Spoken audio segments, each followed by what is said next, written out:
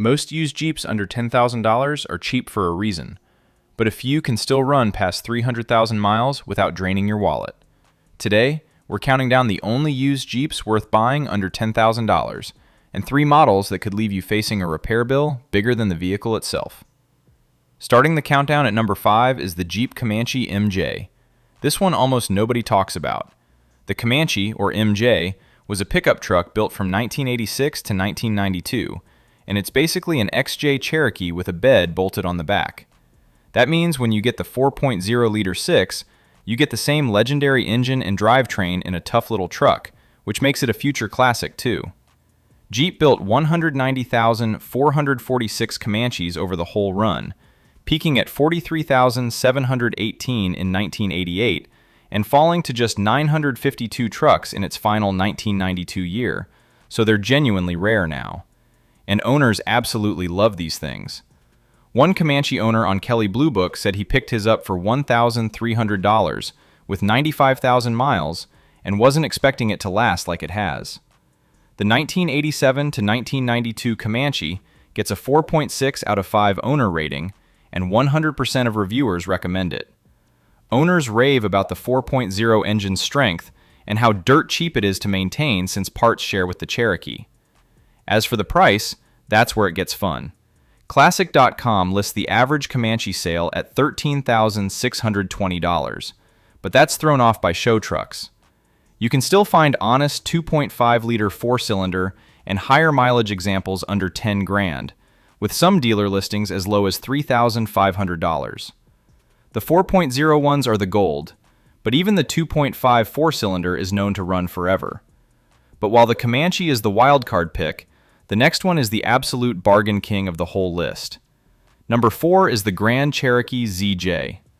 The ZJ is the original Grand Cherokee, built from 1993 to 1998, and it's the most slept-on bargain in the whole Jeep world.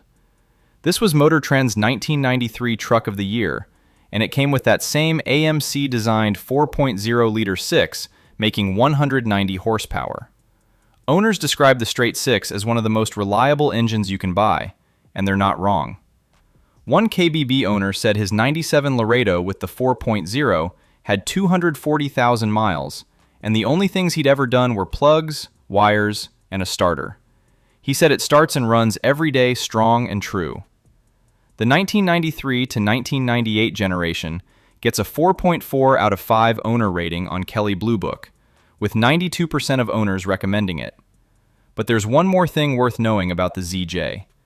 It never had to deal with that troublesome early Renix system, so the 4.0 in these is the good stuff right from the start. You can get them with the 4.06 or a 5.2-liter V8, and while the V8 is strong, the 6 is the long-haul champ. Watch out for the full-time NP242 transfer case, which has more parts to fail than the simpler setups, and check for death wobble on your test drive by getting it up to 45 miles an hour and feeling for any violent shaking. That's usually a loose track bar bolt, a cheap fix. The price is the steal of the whole list. Classic.com lists the lowest recorded ZJ sale at just $2,100, and beat-up runners go for around $1,000, while clean ones sit around $3,000. However, if you want all that ZJ value with a few more years of comfort, the next Jeep takes everything great about it to the next level. Right in the middle at number 3 is the Grand Cherokee WJ. This one sits dead center for a reason, because it's the sweet spot of the whole list. The WJ ran from 1999 to 2004, and when you get it with the 4.0-liter straight 6, you get a comfortable, almost fancy SUV that still has that unkillable engine underneath. It rides nicer than the XJ, it's roomier than the TJ, and it's dirt cheap right now. The asking price is the wild part. Kelley Blue Book shows a 2004 Grand Cherokee Laredo starting around $3,425, and even nice examples with 130,000 miles sell for around $7,000. That's a lot of SUV for the money. These last just as long as the others. One Edmunds owner shipped his 2004 Overland to Costa Rica and crossed 300,000 miles on the original engine and transmission. Another said their 2003 was still on the road with over 400,000 miles, original engine and trans. And this is the critical buying tip you absolutely need. Get the 4.06, not the 4.7-liter V8. Jeep fans literally call the 4.7 a time bomb because of its sludge buildup and overheating problems, especially on 2002 to 2006 builds. Car Gurus puts it plainly, saying to stick with the 6-cylinder models because they're both cheaper and more reliable. The other things to watch on a WJ are the brake rotors, which warp early, and the power door locks and windows. Those are cheap annoyances, not deal breakers. However, the next Jeep on the list is the one that started the whole legend, the boxy icon you've seen climbing every rock pile on the internet. Quick pause. Whether you're shopping for your first Jeep or already own one, my 500,000-mile Jeep blueprint shows the maintenance habits that help Jeeps last for the long haul. If you'd like a copy, check out the link in the description below.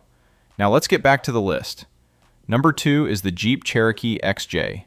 This is the boxy one your neighbor probably wheeled into the ground back in the day, and it's the Jeep that built the legend. Built from 1984 to 2001, the XJ has a one-piece body welded right to the axles, which is why it's light, tough, and still climbing rocks today. But the real magic is under the hood, because from 1987 on, you could get that 4.0-liter straight 6, and owners regularly report these things crossing 300,000 miles without ever cracking the block open. One owner on the forums said his 1998 Cherokee hit 310,000 miles on routine maintenance alone. Another posted his 98 with 413,000 trouble-free miles, still stomping on the pedal every single day. That's not a fluke, that's the engine. Now for an insider detail most YouTube videos miss. Not every XJ is equal.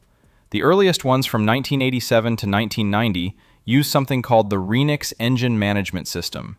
And those are the ones to be careful with because the wiring and fuel injection were buggy. After Chrysler took over, the 1991 model brought the high output version, making 190 horsepower and 225 pound-feet of torque. So if you want the sweet spot, look at 1991 to 1999 builds, because the 2000 and 2001 XJs got a redesigned cylinder head, the 0331 casting. That's known to crack between cylinders 3 and 4 on the early versions. The catch with the XJ is rust. These things rot in the frame and floors if they lived up north near road salt, so you check the body like a hawk. Prices have climbed because people finally figured out how good these are. A couple years back, you'd grab a clean one for $3,500, but now decent examples with 200,000 miles ask $7,000 and up. Still, a solid runner under 10 grand is very doable. However, there's one Jeep that beats even the legendary XJ, and it's widely considered the greatest Wrangler ever made. And the king of the whole list at number 1 is the Jeep Wrangler TJ. The TJ ran from 1997 to 2006, and a lot of Jeep people will tell you straight up it's the greatest Wrangler ever made. It brought back round headlights, added coil spring suspension for a better ride, and kept that same bulletproof 4.0-liter 6 for its entire 10-year run. So you get open air, doors off, classic Jeep freedom with an engine that refuses to die. The high mileage stories here are wild. One TJ owner posted a 2003 Sahara sitting at 339,000 miles on the original straight 6. Another said he had 2 different 4.0 engines go past 300,000 before he sold them. There's even a forum member who racked up 600,000 miles on his 4.0, and the only major work was a couple of transmissions along the way. The engine internals never got touched. But there's a catch most buyers miss when they shop a TJ. The engine is the strong part, but the rest of the truck needs love. Owners will tell you the transmission and the cooling system are what to watch. So figure on a cooling system rebuild every 120,000 miles or so to keep that 6 from overheating. Watch for frame rust around the rear control arm mounts too. TJ prices are higher than the rest because demand is insane, but you can still find higher mileage 4-cylinder and 4.0 models under 10 grand if you hunt. One owner mentioned paying $4,500 for his 225,000 miles and feeling great about it. Therefore, those are the 5 Jeeps that'll run to 300,000 miles. But now we need to talk about the 3 Jeeps that'll do the opposite, and the worst one will leave you stranded before you hit 50,000 miles. Starting the avoid list at number 3 is the Jeep Liberty. The Liberty replaced the Cherokee in 2002, and ran through 2007 in the KJ generation. And on paper, they're a great deal because they're cheap. But that low price is the trap. The 3.7-liter PowerTech V6 in these has a nasty habit of dropping a valve seat. And when that happens, a chunk of metal falls into the cylinder and destroys your piston and head. Owners on car complaints called the 2002 Liberty a ticking time bomb. One owner had the number 2 valve seat come loose, scratch up the cylinder wall, and total the whole engine. The fix for a dropped valve seat runs around $1,200 if you catch it early and do some of the work yourself. But if it grenades the whole engine, you're looking at a complete replacement. RepairPal rates the Liberty 3.5 out of 5, ranking it 14th out of 26 midsize SUVs with an average yearly repair bill of $674. And the most commonly reported problem is exactly that valve issue. The deeper thing to know is the valve seat failures get way worse if the engine ever overheats, and these Liberties are known for cracked water pumps and bad cooling parts, so it's a chain reaction waiting to happen.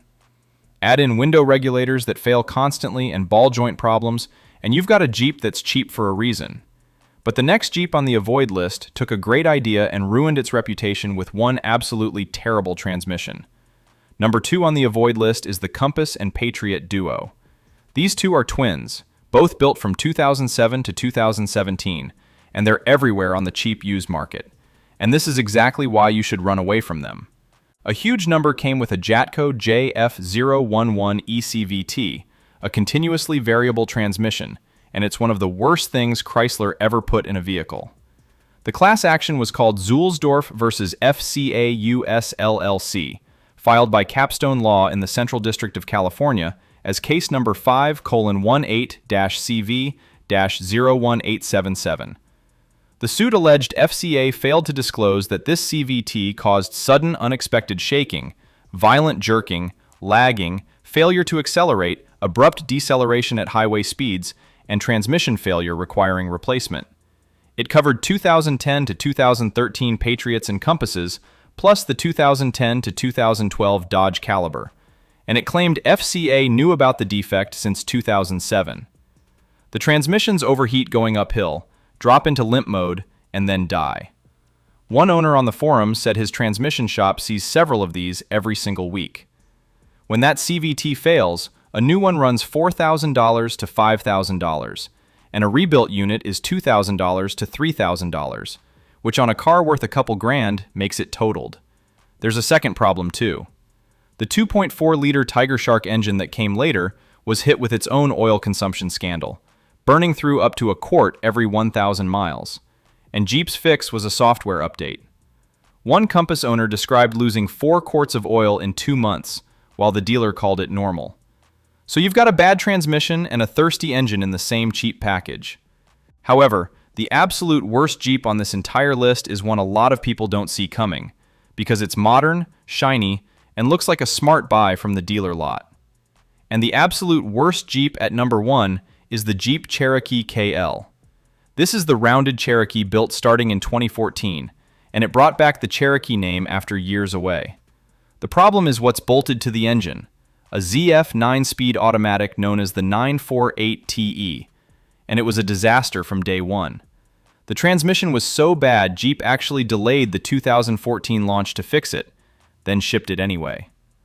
Owners reported violent jerking, lurching, and the transmission randomly dropping into neutral while driving. One 2014 owner said it shifted roughly and shook violently on a daily basis from the day he bought it. FCA issued recall after recall, including NHTSA recall 16V529000 in July 2016, covering 329,540 vehicles for the transmission unexpectedly shifting into neutral. It got bad enough that a class action settled the Granillo case, giving owners an extended warranty of 6 years or 100,000 miles, plus cash payments of up to $2,000 or trade-in vouchers of up to $4,000. And the repair costs are brutal. Car Complaints reports the 2015 Cherokee transmission failure averages $5,500 to fix at just 48,200 miles, rating it really awful. A full replacement runs $5,700 to $6,300. There's also a power transfer unit that fails on the all-wheel drive models. The early 2014 and 2015 builds are the worst, so even though these are priced like a fresh bargain, that 9-speed makes them a money pit. So, which of these Jeeps would you actually buy? Let me know in the comments below. If you enjoyed this video, subscribe for more honest Jeep advice. Thanks for watching, and click the video on your screen for another Jeep guide you don't want to miss. See you there!